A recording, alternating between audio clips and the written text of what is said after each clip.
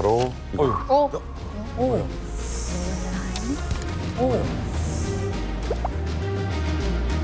전보 한 장이 제 손에 있습니다. 전보 오랜만에 이걸 똑같이 제가 만들어놨습니다. 아버지, 조카 결혼식 가족 함께 참석하셨다. 라는 전보 한 장이 제 손에 있습니다. 이게 어마어마한 007 작전의 서막입니다. 큰 변수가 발생했잖아요. 2월 15일에 압록강 얼었을 때 가야 되는데 김정일 생일 전에 김정일 생일도 놓치죠. 3월 15일 한 달 뒤로 미뤄져서 압록강이 녹으면 이 작전은 시도조차 하지 못하고 실패한 거예요. 그러니까 이 작전의 가장 중요한 포인트는 뭐다? 압록강이 얼어 있어야 된다. 그렇지. 이 여부가 중요하잖아요. 그리고 압록강을 체크하러 가려면 일단 함흥에서 해상까지 가는 것도 일이었어요. 그 먼 거리를 어떻게 가요? 무슨 수로 가족들을 다 이끌고. 압록강이 얼었는지도 모르는데. 근데 다행히 부인이 유치원 원장이었어요. 그러니까 신분이 확실했죠. 그래서 여행증을 발급받을 수 있었습니다. 그래서 부인이 저 해산으로 식량 구하러 간다. 친척네 집으로. 라는 명분으로 여행증을 받아서 부인이 큰딸과 큰아들을 데리고 먼저 해상으로 가요. 가서 압록강이 얼었는지 안 얼었는지를 확인하는 거죠.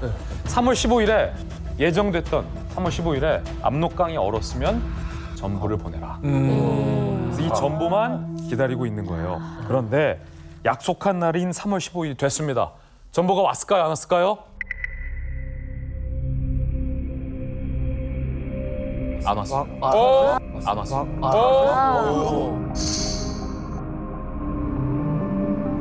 안 왔어요. 그러니까 여만철 씨 입장에서는 남은 애기들 데리고 야 이거 어떻게 된 거야? 가다가 걸렸나? 살아는 있나? 압록강이 녹은 건가? 별아볼 생각을 다 하는 거죠. 그런데 하루가 지난 다음 날 전보가 옵니다. 뚜룻 뚜룻 뚜룻 뚜룻. 그 전보에는 뭐라고 써 있었냐면 아버지 가족들과 함께 조카 결혼식에 오세요. 압록강이 얼었다는 겁니다. 안심하고 남은 가족들 데리고 탈북을 하자. 가자는 전보가 예정된 날보다 하루 늦게 3월 16일에 온 거예요. 네. 그런데 압록강까지 가는 게 이게 순탄치가 않잖아요. 그래서 하루가 더 걸렸습니다. 그래서 전보를 받고 이틀 후 3월 18일 밤 9시 여만철이 아내와 막내 아들과 함께 기차에 몸을 싣게 됩니다. 자, 지금 압록강까지는 왔습니다. 밤이에요. 5명. 지금 고 아니면 노고 결정을 해야 됩니다. 그래요? 그래가지고 이 눈 덮인 이 압록강 주변에 흰 이불을 뒤집어 쓰고 이제 한 명씩 건너기로 합니다. 그때가 3월 19일 밤 10시 30분인데 여만철 씨는 큰아들 금용이 보고 네가 먼저 출발을 해라 라고 시켜요. 그래서 이제 흰 이불을 뒤집어 쓰고 이제 압록강을 도강을 하는데 아무도 모르는 거예요. 꽁꽁 얼었다고 하지만 누가 알겠습니까? 중간에 푹 빠질 수도 있는 거고. 그렇죠. 그래서 만약에 중국 측에 도착을 하면은 그때 네가 흰 그 이불을 흔들어라.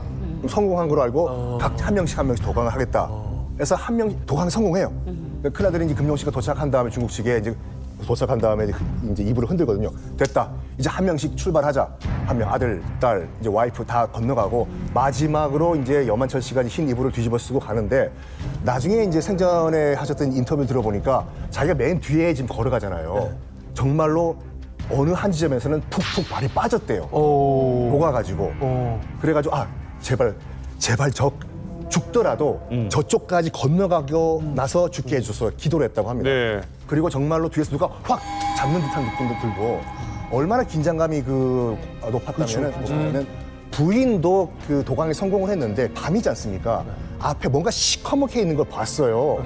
그게 이제 이 어둠에 있던 나무였는데 그게 이제 북한 측 국경 경비대인 줄 알고 딱 소리를 지르고 잠깐 졸도까지 했다고. 아주 힘들게 도강에 성공했습니다. 너무 긴장하니까. 네. 그래요. 현정 씨 압록강 넘을 때가 굉장히 위험한 거죠? 야, 당연히 위험한 거죠. 진짜 그런 위험하지만은 근데 압록강은 또 육지도 아니잖아요. 물이잖아요. 그리고 그걸 넘으면 국경인데 예. 이분들이 얼음을 타고 건넜다면은 상류예요. 압록강 상류. 폭이 좁아요. 물량도 작고 그러니까 얼었어도 건널 수 있지만 하리 쪽은 겨울에 얼지 않아요. 넓어서. 넓고 물량이 많아서 절대로 안 얼어요. 저희가 도강할 때도 겨울이었어요. 그랬는데 저희는 그렇게 못하고 그냥 보트를 타고. 보트를 타고 건넌다. 현정 씨는 보트를 어디서 놨을까요? 하늘에서 뚝 떨어졌을까요? 아닙니다. 아, 바로 그 보트는요. 요 보트인데요. 사진 보세요. 이거 뭐야? 자, 저 보트는 현정 씨가 지금 이게 어디서 등장을 해서 나왔을까요? 저희 언니가 이만갑 녹화 시간에 저희가 온다고 전화가 맞아요. 통화가 이루어진 거예요. 녹화 날이었어요. 국제 통화가. 그러니까 언니는 몇 년 동안 저희를 오라 했는데 안 왔는데 이분이 결심을 내려서 오겠다 한다니까 너무 기쁜 거예요. 근데 하루 어느 쪽으로 오겠냐, 상류냐, 어느 지점을 대라 해서 저희가 하루다 하니까 하루면은 압록강 상류면은 걸어서 올 수 있지만은 하루면은 뭔가 우리가 타고 넘어올 곳이 있어야 되잖아요. 그런데 북한 속에는 이런 걸 가지고 있을 수가 없어요. 물도 깊어요. 도망가기랑 다르게. 저희 언니가 그러면 보트가 있어야 되겠구나 하고 로켓 배송을 통해서 진짜? 네. 우리나라 로켓 배송이? 저기까지 가요? 중국 측에 있는 저희를 안내해줄 브로커 주소는 알고 있으니까 보냈구나. 그분한테 지금 인터넷으로 이렇게 보낸 거예요. 아, 중국까지는 국제 배송으로 보냈군요. 네, 언니가 네, 그쵸. 로켓으로. 네. 빨리 왔어요, 그 배송이요? 배송이 이틀 걸렸다고요? 네. 이야. 화요일까지 이틀 직접 받았어요. 007 첩보 작전을 방불케 하고 있습니다. 여만철 씨 가족은 일단 압록강을 건너는 데는 성공을 합니다.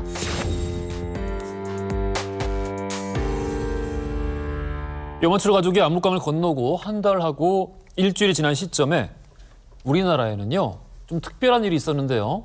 정치적 스캔들이었죠. 현직 대통령 아들의 인생에 크나큰 오점이 생겼습니다. 김영삼 대통령의 차남인 김현철 씨가 자신에게 정치 자금을 줬다는 한약업사 정재중 씨를 명예훼손 혐의로 검찰에 고소했습니다. 또 정 씨의 주장을 보도한 언론 보도에 대해서 중재 신청과 함께 법정 대응을 검토하고 있는 것으로 전해지고 있습니다.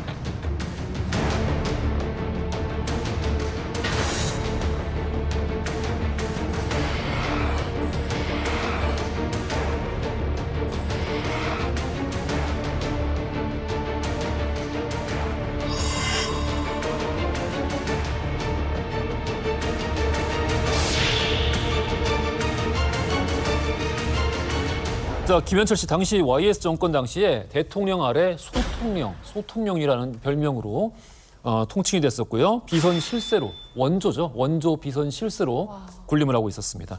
김현철 씨는 안기부 기조실장에 자신의 고등학교 선배를 앉혀놓고 막후에서 권력을 휘둘렀던 장본인이었습니다. 그야말로 안기부의 실세였죠. 심지어 안기부의 비밀 조직인 미림이라는 곳이 있는데 거기를 손바닥 안에 놓고 쥐락펴락 했어요. 자기, 오랜만에 들어본다, 미림. 네, 사조직처럼. 일단 자기 개인 사무실을 차려요. 그리고 거기에 안기부 직원들을 부릅니다. 불러놓고 뭘 했냐면 불법 도청을 시킵니다. 수천 건의 불법 도청을 해요. 그렇다면 누구를 몇 명이나 했느냐. 약 5천여 명에 대해서 불법 도청을 하는데 불법 도청 대상이 누군가. 정계, 재계, 언론, 그다음에 법조. 우리나라의 유력 인사들은 다 한 거예요. 웬만하면 수천 명의 레이더에 들어오죠. 그렇죠. 우리나라의 유력 인사는 다 이 불법 도청망 안에 들어온 겁니다. 대단하네요. 그런 일을 하게 되는데 사실 이 미림의 존재는 전두환 때부터 계속 있어 왔고 예. 계속 활동을 했는데 김현철 씨가 워낙 유난했기 때문에 미림의 대명사가 김현철이 된 거죠. 지금은 이제 우리가 상상하기 힘들잖아요. 그러니까 명분이 됐던 게 국가안보예요. 국가안보상 필요하다고 한다면 다 도청하는 거죠. 그랬네요. 그런데 이제 이걸 갖다 국가안보를 위해서 사용하는 게 아니라 자기들 정치적 목적을 위해 사용하는 거고. 그래서 이게 폐지가 된 게 극히 최근입니다. 국정원의 국내 파트를 폐지했잖아요. 몇 년 안 됐어요. 다 이루어졌던 일이죠. 어쨌든 그걸 갖다가 하게 되면은 굉장히 많은 정보들이 들어올 거 아닙니까? 그렇죠. 김현철이 그걸 갖다 모든 정보를 입수를 해요. 고급 정보들이죠. 그러다 그걸 아버지한테 보고를 합니다. 매주 그 가족 예배를 본대요. 그럼 거기서 만나가지고 아버지한테 이런 일이 있고 저런 일이 있고 막 이렇게 다 고급 정보를 주는 거죠. 근데 아버지는 이제 아들을 신뢰하게 되는 거고 이러다 보니까 이제 아들이 사실상 정권의 실세 노릇을 하게 되는 겁니다. 아무런 공식적으로 아무 직책도 없고 직책이 있으면 몰라도. 아무 없어요. 직접 당연히. 그래서 당시에 뭐냐면 김영삼 대통령의 호가 거산이잖아요. 네. 그래서 그 밑에 있다 그래서 소산. 그다음에 호로 불릴 정도였죠. 김영삼 대통령도 결국 묵인을 한 거네요. 묵인한 거고요. 그때는 이게 일종의 관행이었어요. 그러니까 대통령 아들이 일종의 비서실장 노릇을 해서 정치 자금부터 뭐 모든 그 더러운 일 있잖아요. 예. 이걸 다 해주던 그런 관행이 있었죠.